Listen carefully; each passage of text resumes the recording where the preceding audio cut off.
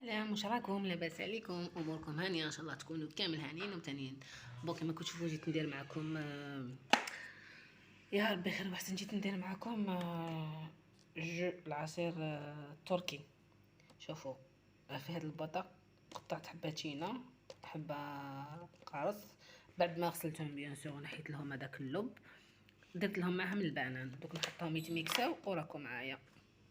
شوفوا انا حطيتهم في البلاندر تاع البيتران، نغطيهم نرحيهم نرحيهم بلا ما جوست داروا لي شويه خليتهم جوست نحالهم شويه، نحا ديكلاصاو شويه نديرهم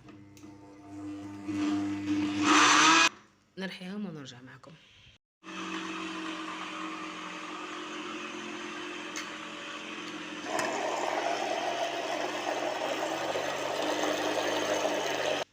هنا كي بدا يذوب شويه نحط له 5 مغارف سكر باش يجيني شويه حلو، ونكمل معكم. ها هو السكر، نكمل نرحيها.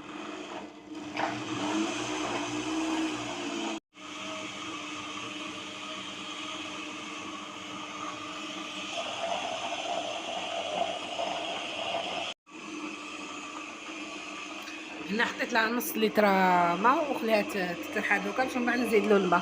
هذا يهز حتى ل2 لترات ماء. هنا بعد ما كسيت لتر هذه دوك نصفيها هنايا في بول، نديرو ريسيبيون بول نصفيوها هنا. بسم الله، نصفيوها باش نعاودو نرحيو اللي قاعده. بسم الله.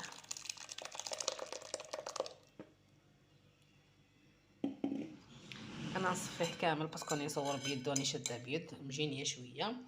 نصفي هذا كامل ونرجع لكم.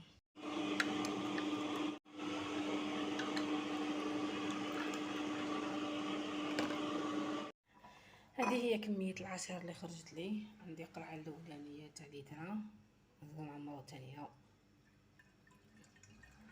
شوفوا كيفاش خاطر.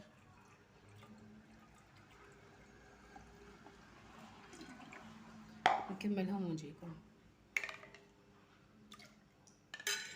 وهذا ما يترماش، هذا نخدموا به المسكوتشو ولي مادلين كامل، نحطوه في بسبوسه نزيدوه مع العجينه هذيك.